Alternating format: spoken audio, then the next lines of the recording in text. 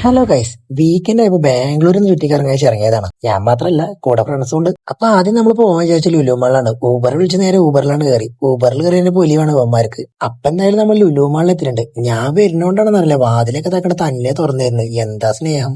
ഞങ്ങളെ കണ്ടെന്ന് ഇങ്ങനെ തള്ളി നിൽക്കണല്ലേ, അതിന്റെ കാരണം ദേ ഇതാണ്. ഒരക്ഷരത്തിന് കുറവുള്ളൂ. ചെറുക്കനെ തെരച്ചിരി കണ്ട ഇപ്പൊ എടുക്കുന്ന ഒന്നുമില്ല, വെറും ഷോയാണ്. പിന്നെ നമ്മൾ കയറി ഇങ്ങോട്ടാണ്. എല്ലാ കൂട്ടത്തിലുണ്ടാവും അനിയമ് കണ്ട് ഭ്രാന്തായിരുന്നു. നമ്മളെ കൂട്ടത്തിലത് ഇവനാണ്.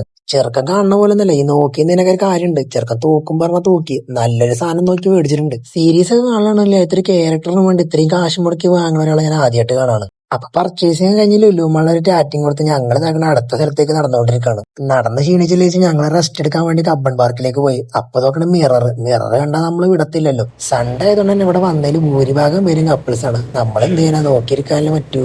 ഇതൊന്നും കണ്ടു നിൽക്കാനുള്ള മനഃശക്തി ഇല്ലാത്തതുകൊണ്ട് ഞങ്ങളുടെ അടുത്തുള്ള മരത്തേക്ക് കയറിയിരുന്നു. എല്ലാരും ഗേൾ ഫ്രണ്ടിന്റെ കയ്യും പിടിച്ചെടുക്കുമ്പോൾ നമ്മളെ ചെക്കൻ അടുത്തുള്ളത് ഈ ഓന്ന കവറാണ്. വേറെ തന്നെ വരുന്ന വഴിക്ക് ചിപ്പായിട്ട് കയറി 4 ടീഷർട്ട് എടുത്താ തൃഫ്റ്റി.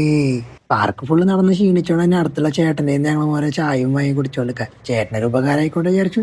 എന്തായാലും ചായ കൊള്ളാം, മോശം പറയതല്ലോ, നല്ല ചായ. പിന്നെ ഞങ്ങൾ ഈ പച്ചപ്പും ഹരിതാപമൊക്കെ ആസ്വദിച്ചാണ് അവിടെ കുറച്ചേരി ഇരുന്നു. നൈറ്റ് ആയപ്പോ ഞങ്ങളെല്ലാവരും നേരെ ചർച്ച് സ്ട്രീറ്റിലായിട്ട് ഇറങ്ങി. ഇപ്പൊ അതായിക്കണ അവിടെ വണ്ടി എണ്ണിക്കൊണ്ടിരിക്കണം. പിന്നെ എന്റെ ഫോൺ സ്വിച്ച് ഓഫ് ആയി. എന്താ ഉണ്ടായെന്ന് അറിയില്ല. അപ്പൊ ബാക്കി നമുക്ക് അടുത്ത വീഡിയോയിൽ കാണാം.